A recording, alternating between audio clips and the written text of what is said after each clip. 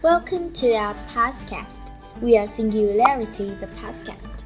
In today's episode, we will provide you a listening test to rocket your band score.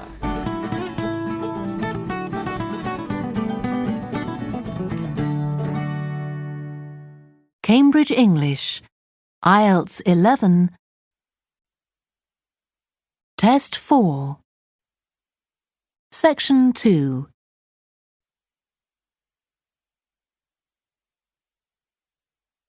Now listen carefully and answer questions 11 to 16. Good morning and welcome to the museum, one with a remarkable range of exhibits which I'm sure you'll enjoy. My name's Greg and I'll tell you about the various collections as we go around. But before we go, let me just give you a taste of what we have here. Well, for one thing, we have a fine collection of 20th and 21st century paintings, many by very well-known artists. I'm sure you'll recognize several of the paintings. This is the gallery that attracts the largest number of visitors, so it's best to go in early in the day before the crowds arrive. Then there are the 19th century paintings. The museum was opened in the middle of that century, and several of the artists each donated one work to get the museum started, as it were.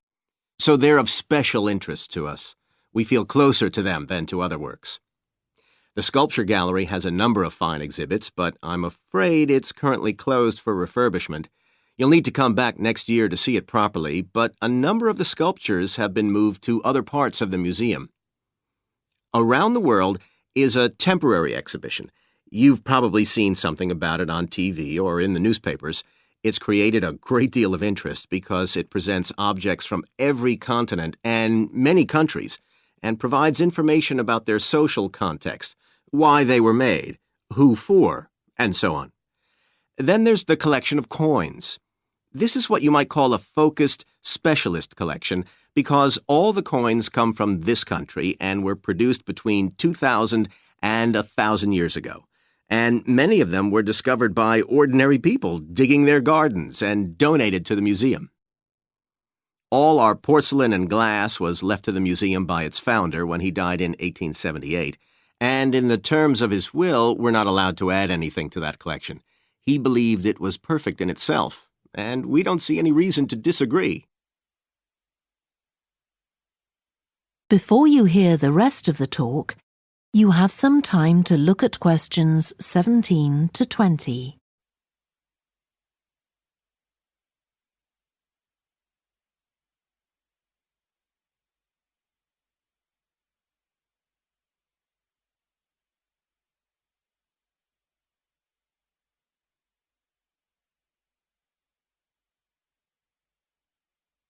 Now listen and answer questions 17 to 20. Okay, that was something about the collections, and now here's some more practical information, in case you need it. Most of the museum facilities are downstairs in the basement, so you go down the stairs here. When you reach the bottom of the stairs, you'll find yourself in a sitting area with comfortable chairs and sofas where you can have a rest before continuing your exploration of the museum. We have a very good restaurant which serves excellent food all day in a relaxing atmosphere.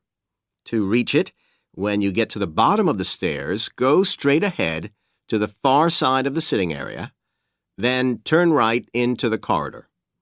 You'll see the door of the restaurant facing you. If you just want a snack or if you'd like to eat somewhere with facilities for children, we also have a cafe. When you reach the bottom of the stairs, you'll need to go straight ahead, turn right into the corridor, and the cafe is immediately on the right. And talking about children, there are baby-changing facilities downstairs. Cross the sitting area, continue straight ahead along the corridor on the left, and you and your baby will find the facilities on the left-hand side. The cloakroom, where you should leave coats, umbrellas, and any large bags, is on the left-hand side of the sitting area. It's through the last door before you come to the corridor. There are toilets on every floor, but in the basement, they're the first rooms on the left when you get down there. Okay, Now, if you've got anything to leave in the cloakroom, please do that now, and then we'll start our tour.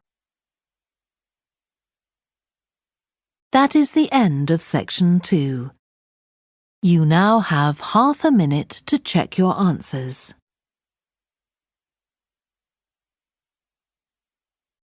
Thank you for listening. See you next time. Goodbye.